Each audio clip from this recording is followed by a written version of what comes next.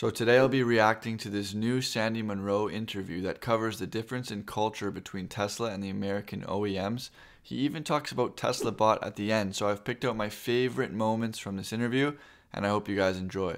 90% of the people will say no faster than anything. They don't want to get involved with anything that's different because it'll affect my bonus, it'll affect my, it could ruin, it's the car career. If it's good for the car and good for my career, it's an easy path. If it's good for the car, bad for my career, it ain't gonna get in. If it's good for my career, bad for the car, it'll probably get in.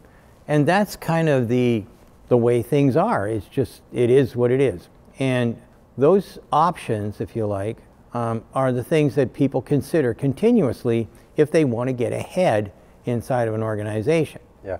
Okay, but Tesla doesn't think that way. Tesla thinks, hey, if we come up with something new, Elon is going to say, hey, you did a good job. And that, and the other thing coupled with that is that the mentality over there is, if you don't fail, you haven't been doing anything. Right. Right? And so you've got a different psychology. That cultures are very, very difficult to change inside of organizations or countries or companies or even amongst people. Cultures are hard to change. But when they do change, if you can make them change, there's always huge improvements, And that's kind of like what's going on with the psychology. You have to change the mind. Well, we say, if you change the mind, the ass will follow. If you're a legacy OEM, how in the world can you change the culture when you have the dealerships over here thinking one way, you have the union workers thinking this way, you have the executives thinking in a completely different way? It's all too modular, it's too fragmented to have any sense of real culture. Whereas at Tesla, you have the executives' offices literally on the factory floor.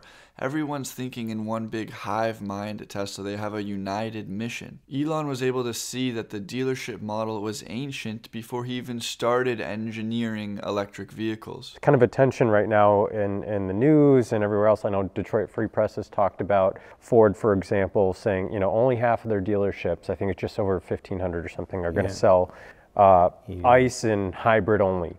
Right, they're not going to sell EVs. What's your reaction to that, and what do you think that sort of indicates in the market today? There's an adage about the tail that wags the dog, and I think that that's what's happening right now. The union is a tail that's wagging the dog. The dealerships are the tail that's wagging the dog, and when you follow the rules. Or sorry, not the rules, but if you follow the dictates of the servants, the master is going to fail. Simple as that. That's the way it works. When the worm turns, your ability to figure out what's going to be the right way to go is going to be hampered. And the reason for that is because the people, let's use the unions, they're looking at, hey, I want more money. Okay, so what impact is that going to have? We won't sell as many cars. Well, we want more money. Well, as we can't sell cars because they're too expensive, then that means that we won't need as many workers. Yeah, but we want more money. So they've got one voice that has one view of the world, one view of the automotive world. And in reality, when you get to the top of the house, people complain that guy made $1 million. What did he do? What impact did he have? Yeah, but our guys are putting nuts and bolts on. Yep, and that's an honorable kind of job. No question about it. But does it create more wealth for the company so that we can make more cars so that there's more guys putting nuts and bolts on the car? That's lost. When you look at the dealerships, hey, that's going to affect my profitability if I can't maintain vehicles. I don't want those guys doing that. I want, well, that's their viewpoint, and when you have a single source of viewpoint, when you have one viewpoint, and you don't see the rest of what goes on, sooner or later, it's going to hurt the dog, and the dog will die. So that's kind of like the way I see it. When the tail wags the dog, the end isn't too far away. Again, this is why you need every faction in a company thinking in unison. And Tesla just raised the pay for their factory workers, and now Sean Fain, the president of the UAW, is chiming in to say that it's just a bump to get the UAW off of their backs. Well, I think as long as Tesla can maintain their culture, insofar as they are doggedly pursuing their mission, I think in doing that the workers will see that there is a greater purpose at play, a greater mission. And as long as Tesla continues to compensate them fairly, the workers are seeing firsthand what the unions can do to a company, and that is to think only in the interest of itself, as they are doing at the big three. They are not thinking in the interests of GM or Ford as they try and transition to electric vehicles. They are only trying to put as much money as possible into their own pockets. Let's say the Cybertruck is a smashing success. I suspect it will be, right? It already is in many respects. Yeah. How do you think that other automakers are going to respond? Like, what is a reaction that you could foresee in this calendar year and beyond? Anybody that's got a car in the design phase, so either in bubble up or phase one, if they're not moving to 48 volts, there should be an execution, or at least a shaking hand and good luck at your next job. That's number one on the hit parade. So I think that that'll roll out faster than anything. And based on what I've heard from at least 3 different car companies when I've talked to them, they are scrambling to try and see if they can get that going as fast as possible. Yeah. Now, the good news is that Elon, in his infinite generosity, decided to hand out how to get involved or how to get started in 48 volts. Mm-hmm. That design guide cuts a year, maybe 18 months out of the process. Here's how you do it. Here's who's doing it now. Here's the suppliers we're using. All this stuff's available for free. Anybody that doesn't take advantage of it is a fool, right? There's no reason in the world why you wouldn't want to do this. And anything that doesn't have 48 volts in 4 years will be an antique. It'll be difficult.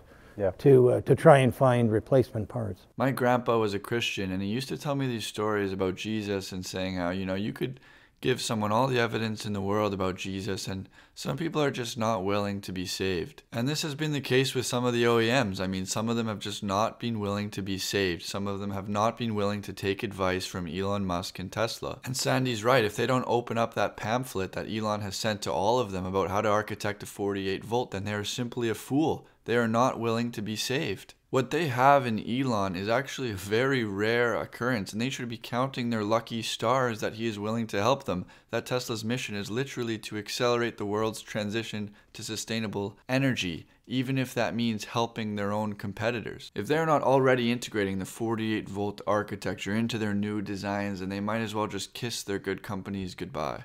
But the Chinese market is now following is the rapid development pace that they're setting. Yeah. Right? We used to speak in terms of 5 or 6 year life cycles to develop a vehicle.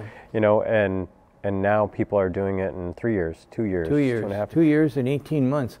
So if we look at what Tesla's been doing, okay, with the 3, the Y, the revamping of different things, they seem to have somewhere between an 18 to 24 month schedule.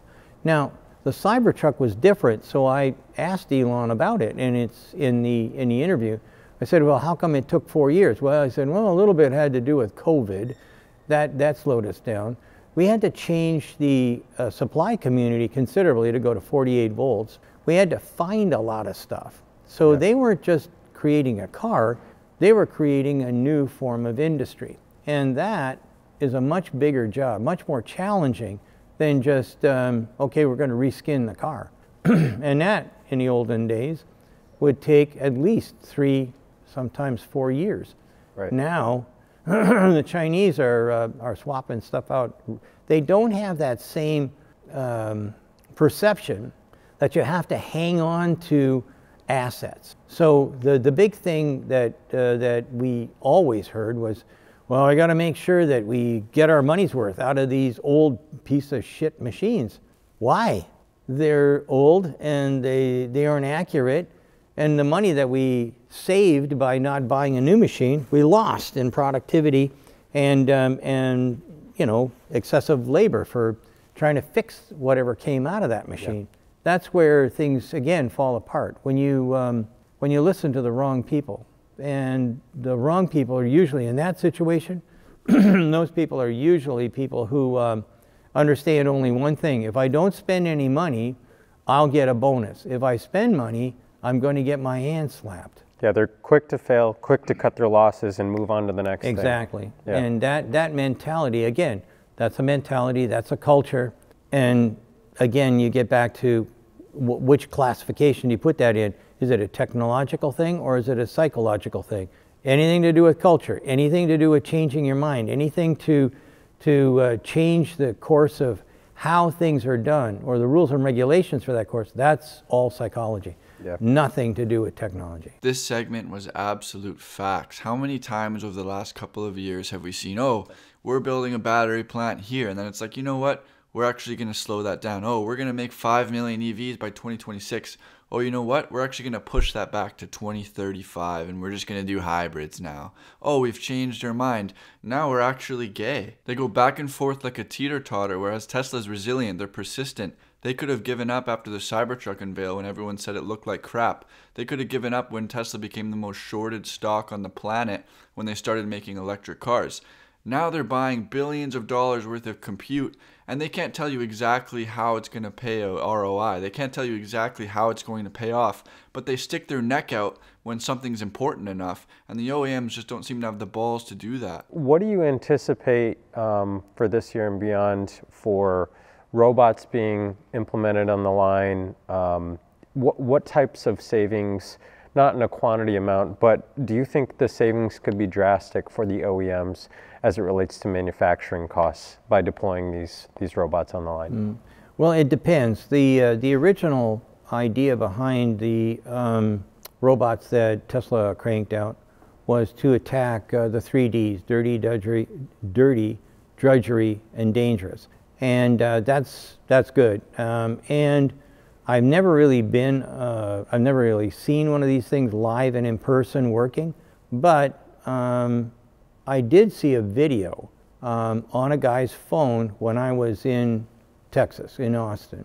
Now, the video was probably 3 to 5 minutes long, and it showed me a vastly different robot than what I saw from Tesla. And that robot was phenomenal. If that robot is put into the marketplace with, silicon fingers and stuff like that, that will make a huge difference. And I can hear the union screaming right now saying, we don't want those robots, and it's going to be a tough decision for them to swallow because, hey, if it's expensive, we've got to try and figure out how to make it less expensive.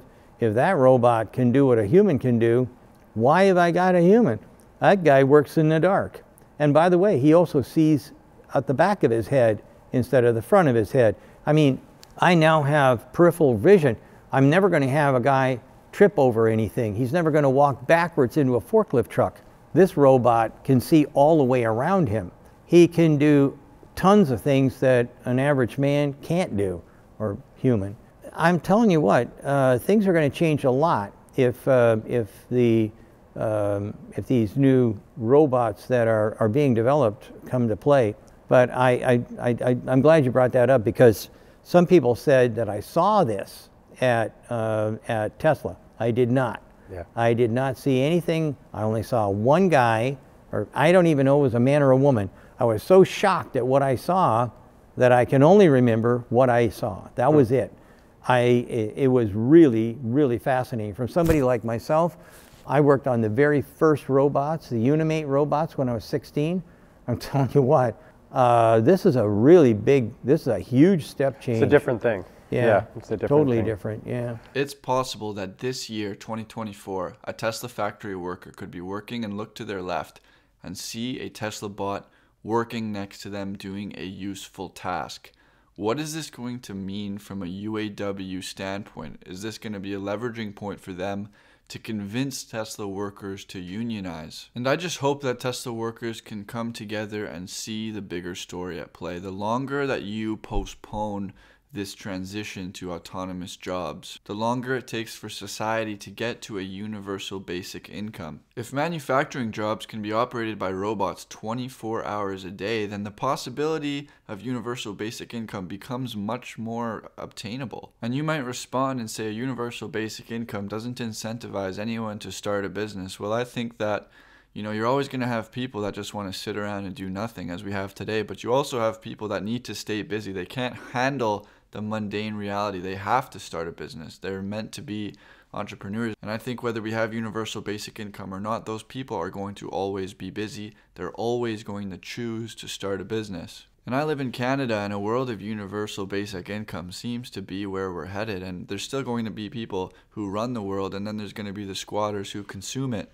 And I just hope that we continue as a society to find ways to reward people that are running the world and making it happen, rather than the people who are just going to be sitting on their universal basic income doing nothing. And look, if you're going to get upset about this argument, all I'm going to say is that if you expect Tesla and all of these other companies to make millions of humanoid robots that are going to replace millions of manufacturing jobs, and if you don't expect a universal basic income to come from that, well, then you can just expect to see a huge population decline, because people are just not going to be able to compete with robots at a lot of different types of work, just because it's so much cheaper for the employer, that people aren't going to choose to have kids. They're just not going to be able to afford it. So if you don't expect a universal basic income to come from this transition, then I would like to hear your argument as to why. You might say, well, a lot of new jobs are going to be created, as has always happened in the past when innovations come along. And I hope that you are right. I hope that does happen. But I hope you guys enjoyed today's video, and I'll talk to you later. Now, which one of you are going to subscribe to Jacob Hilton? Did I stutter? He doesn't post every day like the others. What? He posts like almost every day. I think he's too young to comment on investing, sir. No. People are saying his youth is refreshing. You know what? You guys can go. Get out of here. Optimus. Go and fetch me my coffee. Yes, master. Oops.